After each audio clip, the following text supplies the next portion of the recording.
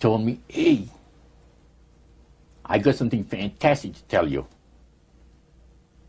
He said, I am affiliated with people that speak with the spirits of the dead. How would you like to talk to the spirit of your dead mother? And I was shocked. I was shocked. He said, you wouldn't be afraid of talking to the spirit of your dead mother, would you?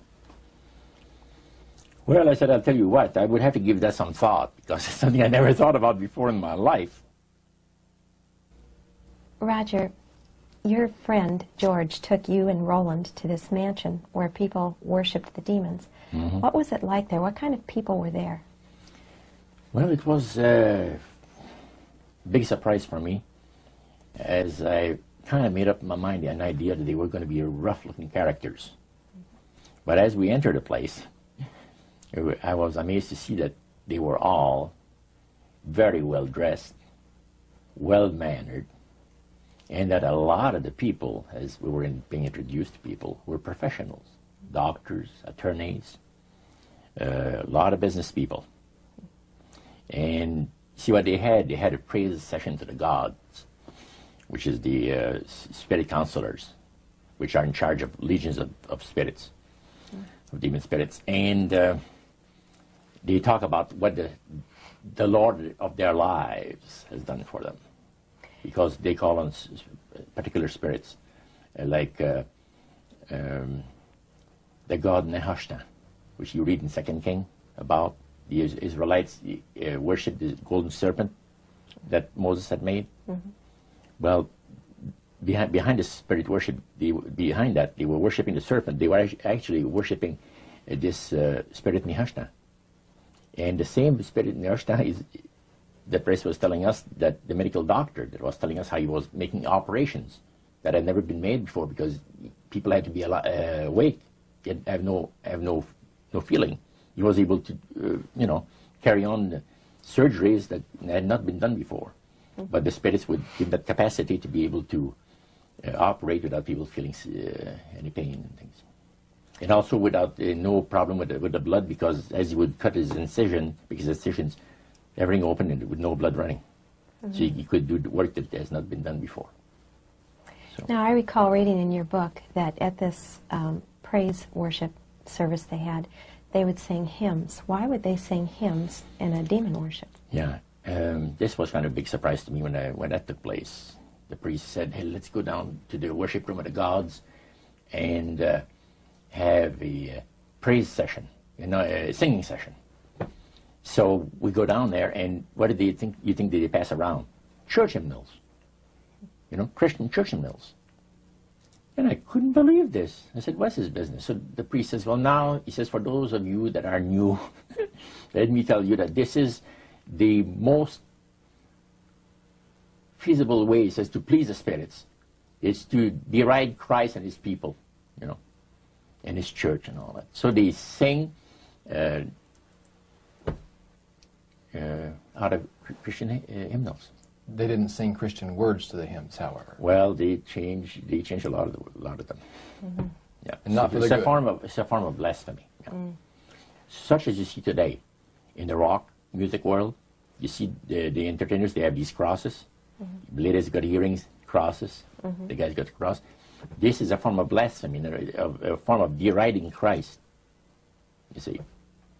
Spirits cause the people to do that, to find pleasure in wearing this type of emblem, which is the cross is the emblem of the crucifixion of Christ to the Christians. So what were your impressions the first time you went down into that worship room? Well, it was, we'd been there maybe half a dozen times, and the high priest told us after the meeting was over he wanted to talk to us, my friend and I. So after most people had left, he says, the master of my life has revealed to me that it is time for you people to become acquainted with the worship room of the gods. Well, we started to move toward a beautiful grand staircase. Beautiful. The banister was huge, it was massive, and the iron, wrought iron work that they had done, and it was super. The beautiful decorations on the walls, the chandelier on the first landing. See, that was the first landing. You go down about 8 or 10 steps, and you had the first landing. It was huge and beautiful. The light arrangement was the nicest I had ever seen in my life. When we got into this sanctuary area, it wasn't very brightly lit, but everything was, well, magnified the beauty of certain things. You know, like a lot of the things were gold-plated or gold trims. You see, the little altars where they had the spirits that had materialized, they photographed them, and then they had paintings made of them. And there was probably about maybe 100 of those around the place. Sort of like a shrine? Yeah, and underneath there was a little altar where you have incense and things that they would use in their prayer sessions and things like that, devotions to certain spirits. And some of the objects in there, the priest said, were solid gold. It was a unique experience to see that. So how did you feel when you walked into that room? I felt that these people had power, and they had a lot of it. Did that attract you? Yes and no. You had mixed feelings about it? I had mixed feelings about it, yeah. Because to a certain extent, things looked so good and sounded so good to us. But you see, I'd been brought up in a Christian home where my parents had told us we were 8 children in the family, and especially the older ones, you know. My dad says, well, you know, if you get involved in wrongdoing, you're going to have to pay the price. There's always a cost for everything in this world. So this thought kept creeping to my mind. Just how far you go with these spirits before we start paying the price. See? So it made you just a little bit nervous. Oh, yes. But yet you kept going back. Oh, there was no way out. Because that's what we're told. You knew at that time. Yeah. So you were moving forward more on fear. More on fear, yes. Because the high priest said that the master had special plans for us in our lives. And that no one ever went into this society unless they were invited by the spirits. See, so that was made very clear. And he also expressed to us the danger, explained to us the danger of going against the will of the spirits. And he mentioned about this one man and his wife that live in a fireproof building in Montreal. The place burned right down within a minute. He was one of their members that had decided that, well, he wanted to think things over. He was not going to get initiated at a time that the spirit said he would like him to be initiated into the society. So in reality, Roger, you were chosen by high-powered demon spirits to be a part of their human, special, privileged group. You see, these people in Montreal, the society, like the priest mentioned, there's thousands of spirit worshippers in only different societies of spirit worshippers in this world. But he says, we are the elite. We know the real truth about the Master and his angels.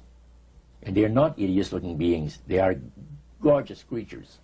And from the paintings that they had on the wall of the walls of that worship room, they were unique beings.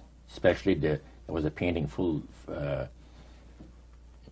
size, full-length painting of the fallen Lucifer above his altar. And that was very fascinating, because he looked like a man of great intellect, high forehead, the way that he looked with his eyes, the way he had the eyes looking. It gave you a depth of perception of somebody that is very, very knowledgeable and powerful. Powerful, yeah. So Roger, this high priest that you talked about, he is the one that ushered you down into the worship room. Was he also the one that led out in the praise sessions that you talked about? Yes, and he had an assistant also, another priest. Okay. Now, when you would go to these praise sessions, what kinds of things happened at those sessions? Well, there's a lot of success stories. Positive mental attitude kinds of things? Well, yes, a lot of success stories. The masters has done this for me and that for me.